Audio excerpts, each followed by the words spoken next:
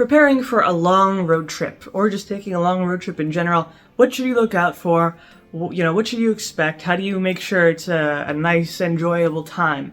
So I have done quite a lot of road trips. I've gone from Florida to California, up to Washington, to Ohio, and then down to Tennessee. So basically just a big loop around the entire United States. I also went through the middle, through Colorado. Anyway, I went a lot of places. So the thing about road trips, you have to be prepared in a variety of ways. I would say first and foremost, check your car, make sure it's in good shape. If you have an old car, really make sure it's in good shape, check everything. If you have a new car, you don't have to worry so much. But in general, make sure the gas tank is full, check the oil, check the tire pressure, the basics, the bare minimum. Because you don't want your car breaking down, right in the middle of when things are getting interesting. You want to just have your car in the best shape possible. So once you know your car is in good shape, you don't have to worry about it anymore. Then you can focus on what to bring with you, where you're going, what you're going to do. I would say, because a lot of people pack way too much stuff to bring with them, just bring the basics. You don't need to bring your whole house with you. Just some extra clothes, maybe your laptop or your tablet, your phone obviously, things like that. I would say absolutely bring a first aid kit, especially if you're going to be doing hiking and lots of traveling, nature sort of stuff. You could get pretty injured pretty easily when you're out in nature. You slip on a rock, you hit yourself. So just bring a first aid kit. It's always good to have on you pretty much no matter what's going on. And besides that, I would say the next most important thing to bring with you is snacks. You can never have too many snacks when you're on a road trip. Like, whatever you eat in the car, it doesn't count. It doesn't count towards your diet, for the most part. So, I always find that some of the best snacks for road trips are dried fruits, nuts, granola, mainly because they're actually pretty healthy for you. They fill you up, which is important. And they're just easy to eat. You're not going to make really that much of a mess with it.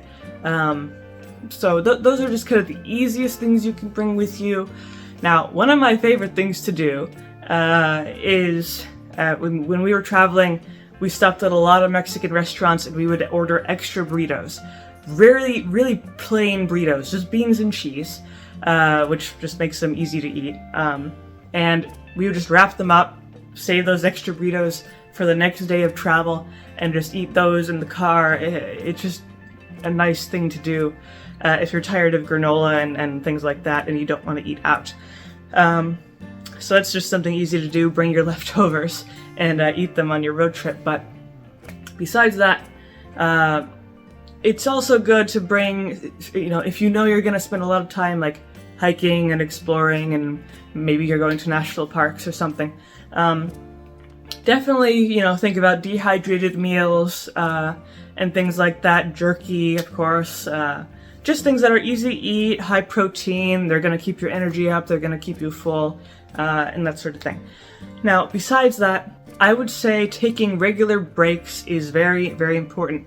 I did make some mistakes of just traveling too much at once, almost just like 6 or 7 hours straight in the car, just driving.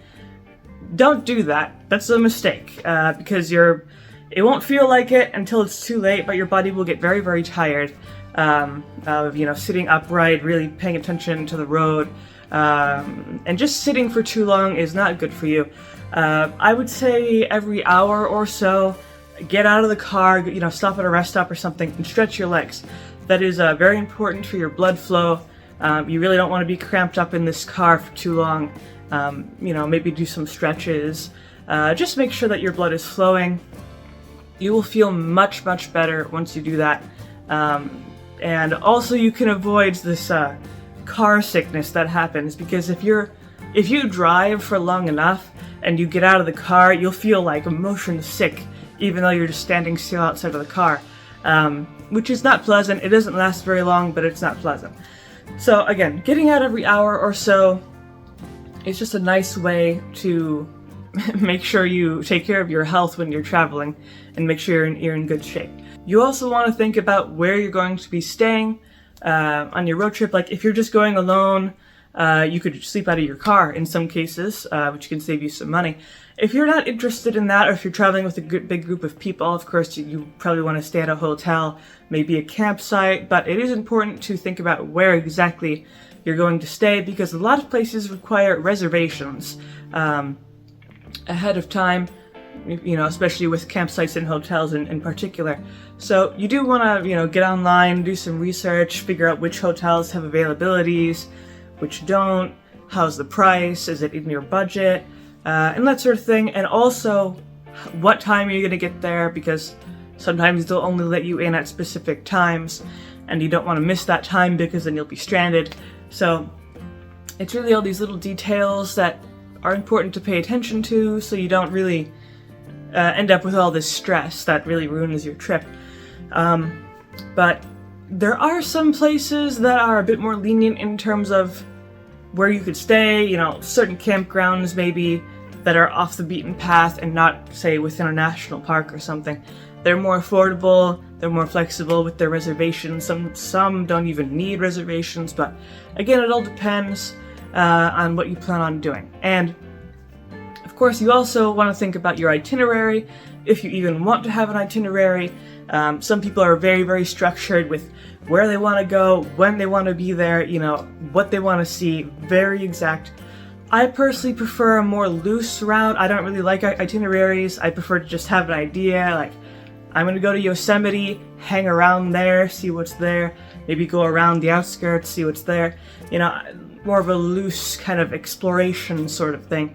I think it's a bit more fun. You're not so really tied down with this rigorous itinerary. But if you do like itineraries, if you're gonna have one, really go at it and really flesh it out, so you really have an idea. So there's two types of travelers there: the ones with the itineraries, the ones without. But either way, you can still have a lot of fun with your road trip. Pretty much just as long as you have an idea of what you want to see. Maybe you want to see certain national parks or certain historical sites or a certain restaurant, but pretty much all those things are, go on Google Maps, see what's up, see what's around, how to get there. And of course the GPS can help as well.